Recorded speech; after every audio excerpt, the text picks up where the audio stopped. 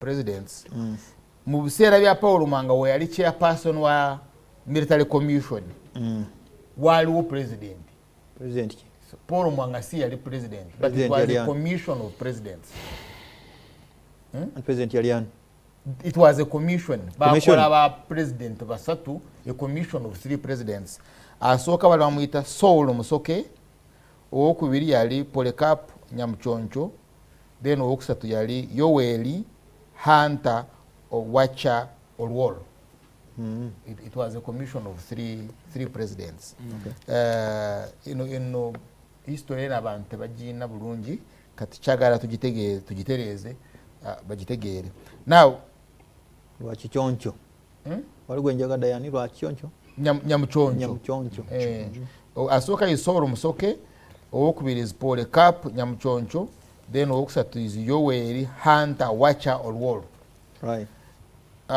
Kakati in 1960 1962 okutuuka leero tulinawo project Uganda because omuzungu wajjira tewaliwo Uganda so you can't say nti waliwo Uganda ne bagijjako independence no tosobola Uganda teyaliwo so waliwo Uganda weyava waliwo abazimba Uganda mbayoza anti tekyali kyangu okwata Omuganda okwata Omukiga omuteekeko Musebeeyi omuteekeko Atekere Karamaja Ateso Balango omuteekeko Muluwo ennimi tezigatta but bajjajjaffe baatuula ne bakola one unit called Uganda nga bajjajjaffe bwe baatuula wano ne bakola one unit called Buganda okuva omu Buganda the various bundles so olaba nti really walimu that spirit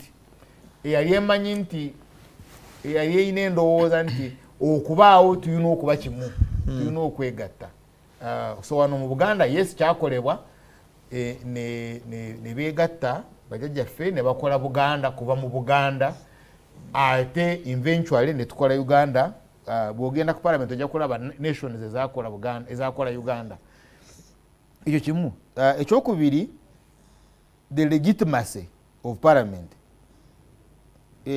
nti waliwo obutakkaanya nga bakola Uganda fine bonna naye bakkiriza Uganda ebeere ne parliament emu including Buganda eyali eyagala special status engeri gye balonda right abamu bali bagamba one man one vote nga wano yeyagala special way of voting bugenda mu parliament but at least even ne Buganda naye yakkiriza nti Uganda ebeere na parliament emu.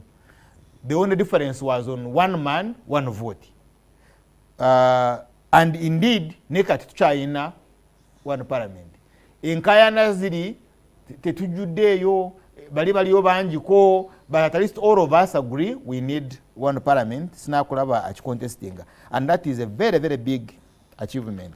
Then netugenda ku republicanism where all positions in government political positions are elected. Quality may not be good but at least to China. Now in nsonga endala Uganda teweddeewo teyasaanawo nga bwolaba Sudan. The Sudan kati tekyaliwo. It's now Sudan and South Sudan. Nkuwadde example kya Yugoslavia nayo tekyaliwo. But Uganda yasobola okubaawo naye ate mu bizibu bingi nnyo. Ekisooka twalina entalo civil wars.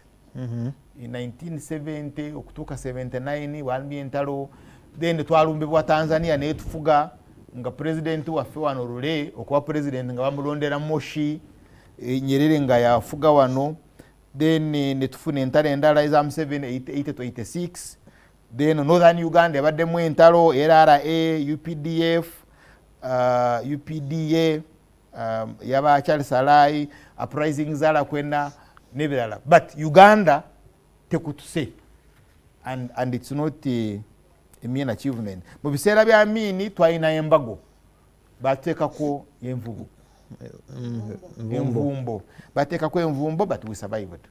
Now kino ekyawona kyekiki